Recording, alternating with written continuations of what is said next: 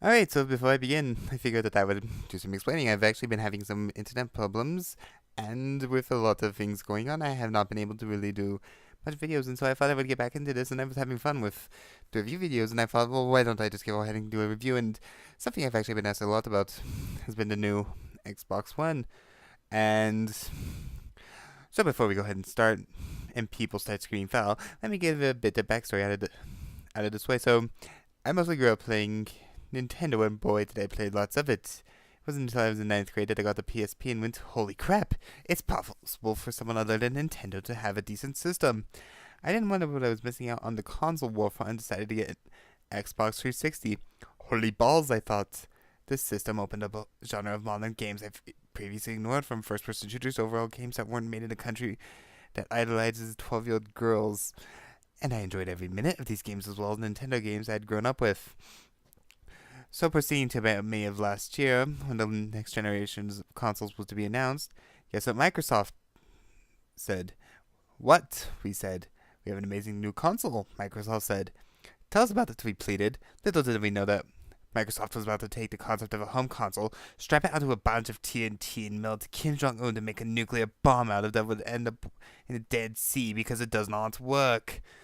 Microsoft wondered how much bullshit they could immediately throw at the wall and have stick before the said shit would eat through the wall and end up crumbling the foundation of your household,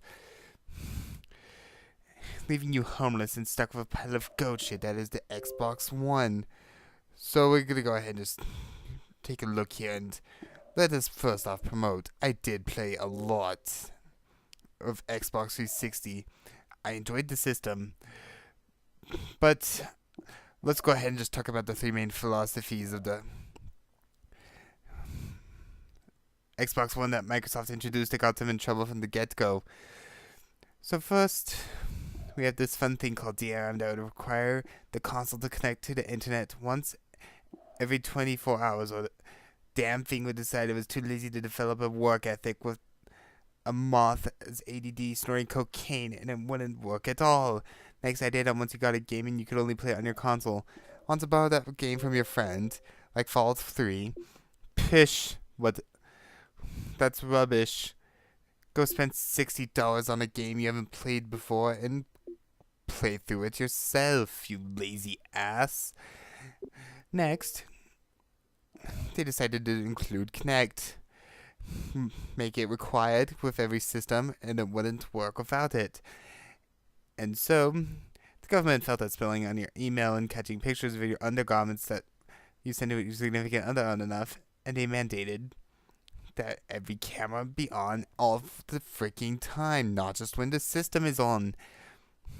I wonder how soon it is until they require that we install a camera on our computer in our bedrooms and in our bathrooms. After realizing how radioactive that shit quickly turned into fans, and Screaming Hulk on a tangent angry and the monkey that sold the bananas, they redacted 2 out of the 3 seemingly, but they are constantly moving back slowly like those immigrants over border control. They figure they can move over one at a time. They can get the entire family without us caring.